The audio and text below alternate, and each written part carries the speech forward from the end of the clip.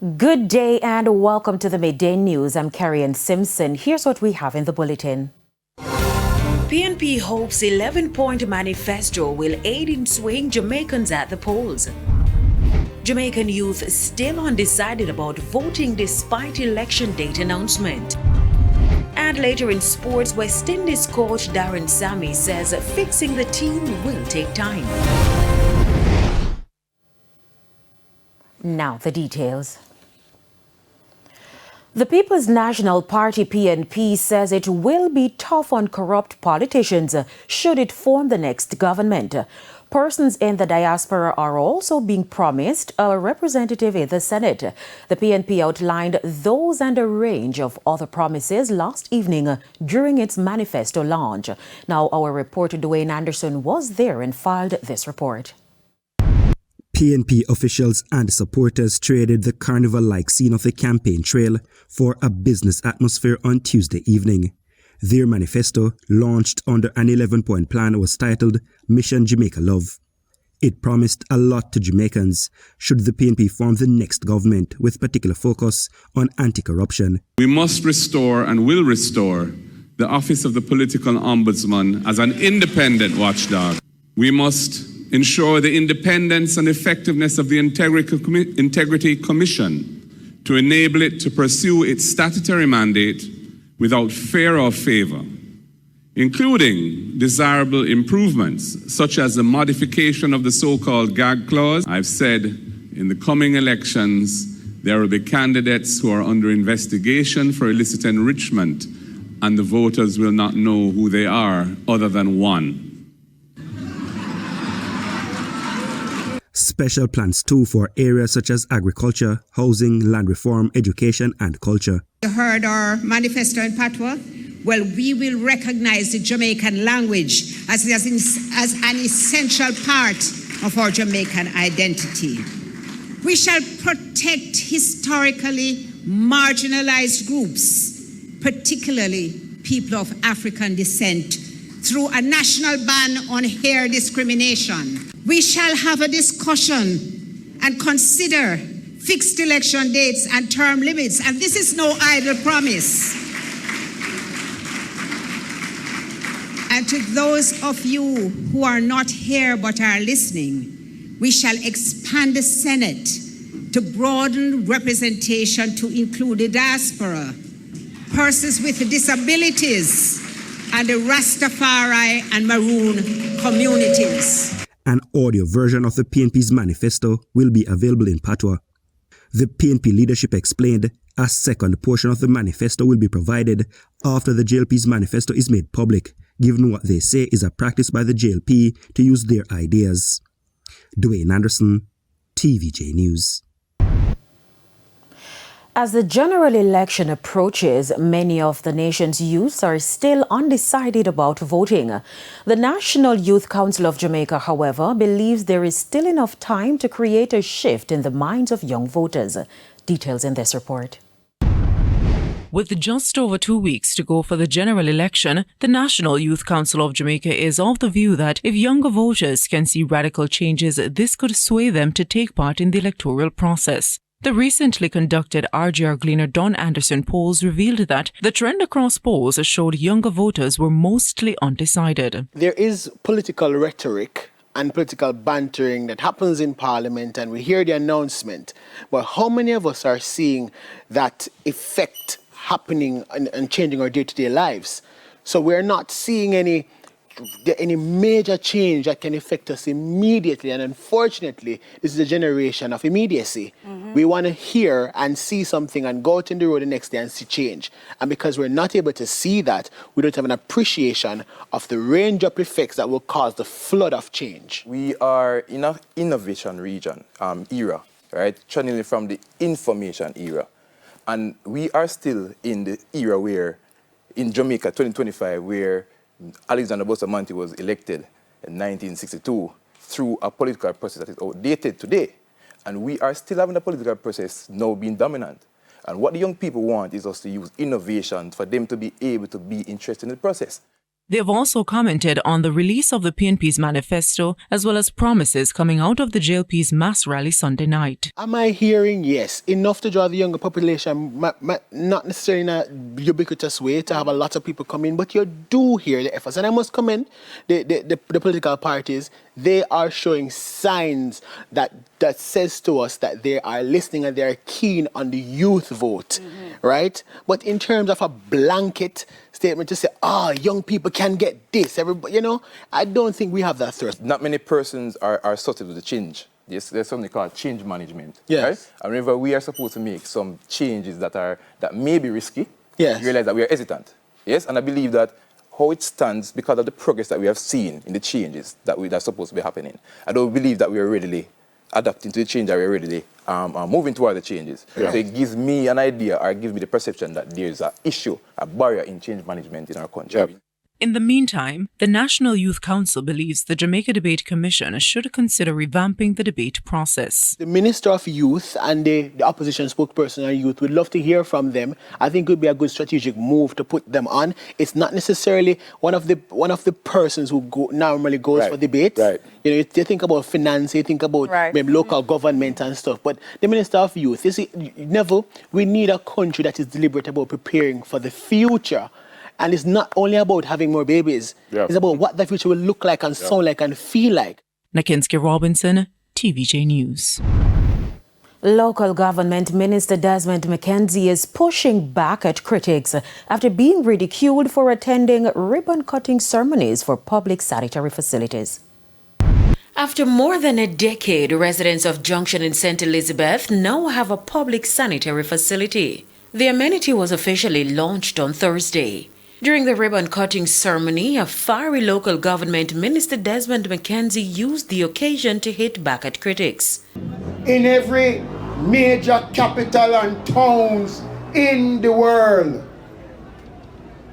the city municipality provides these kinds of accommodation for the general public. It is a part of the mandate of local government to provide public sanitary facilities right across the various towns. So this is not something new. Mr. McKenzie described the backlash as disingenuous. It is disingenuous of them to raise this issue. Because last year, when I spoke in Parliament, the government of Dr. Andrew Holness last year provided over $200 million that was spent on upgrading, repairing public sanitary facilities across the country, especially in our markets. He is also dismissing criticism that the opening is an attempt to sway voters ahead of the next general election. We must have some civic pride in ourselves. As a people, we should never be critical of anything that the general public, regardless of which party you support, because when nature calls it, don't know politics. In the meantime, Mr. McKenzie said the facility will operate free of charge for the next 5 months. He also indicated that plans are underway to establish a drop-in center in Junction. One of the concerns that have been raised is that there are a number of persons who live on our streets. And there are concerns that they at times might want to come in there to sleep.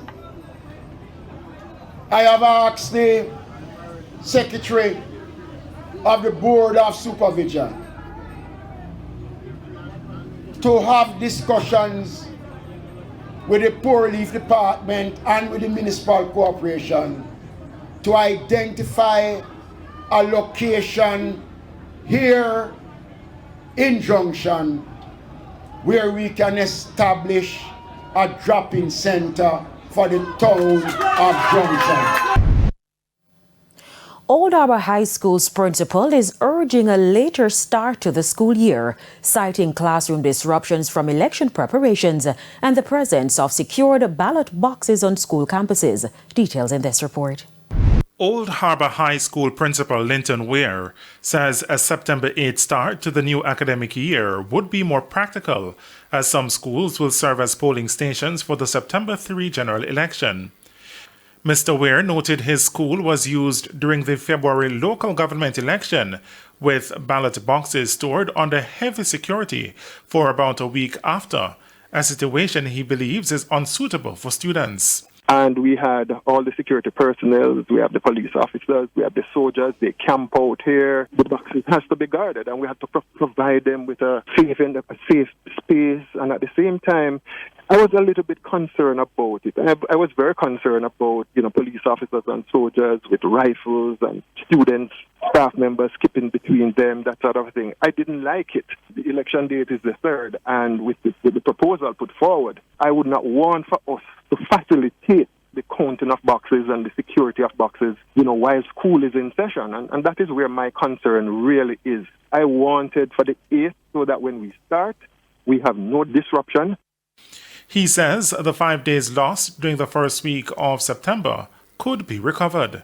So let us say the 5 days that we're looking at, which would be the Monday to the Friday. We probably could take one of those days. We are scheduled to complete the term the 18th of December. We probably could push it back to the 19th. One day, I don't think one day would kill us. And then we would have 4 days to counter with. Then in the second semester, we'd probably take another 1 or 2. And then in the final semester, we take the other 2. So I think that should have also been looked at, so that the 5 days that we're thinking about, that we're probably going to lose the 5 days, and we're not going to get the 190, and we'd end up getting 185. But based on the proposal that I just shared, we wouldn't lose any at all. Now, Mr. Ware was speaking yesterday on Beyond the Headlines.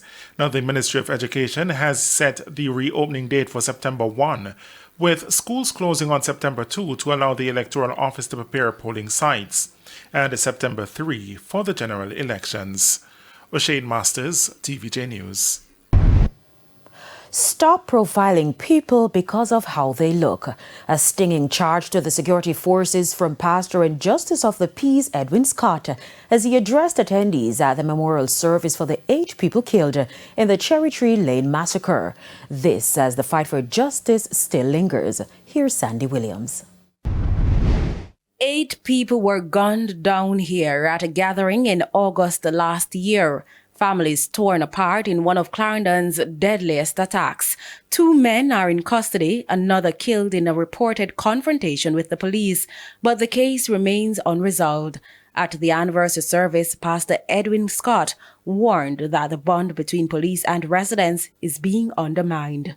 Stop profiling persons because of how they dress, because of how they hear comb. Or they hear not cool. Stop profiling them. And if you come on in, officer is giving you that edict, tell him, say, I don't saw it work. Blessed be the name of Jesus. Because you are victimizing the persons who would have had information to share with you. He urged officers to use human intelligence such as patience, kindness, and understanding instead of what he called radical brute force. And while blasting what he described as inappropriate conduct by some officers, Pastor Scott also issued a warning to residents.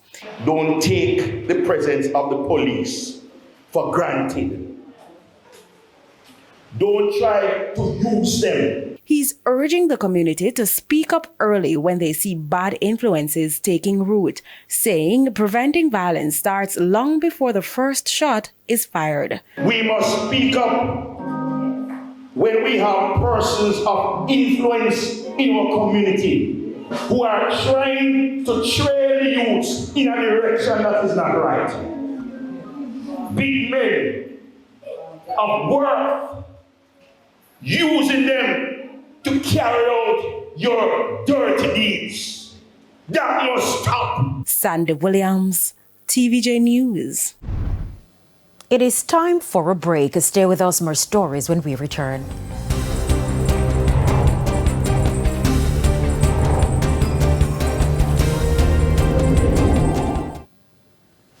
Welcome back to the Midday News. It's now time for the Business Minute.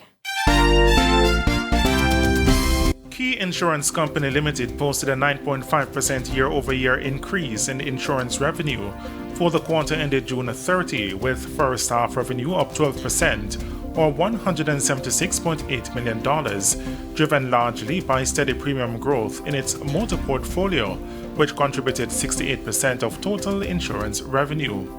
Profit before tax more than doubled for the quarter, while half-year profit rose from $38.5 million to $66.2 million, reflecting improved underwriting performance and operational efficiencies.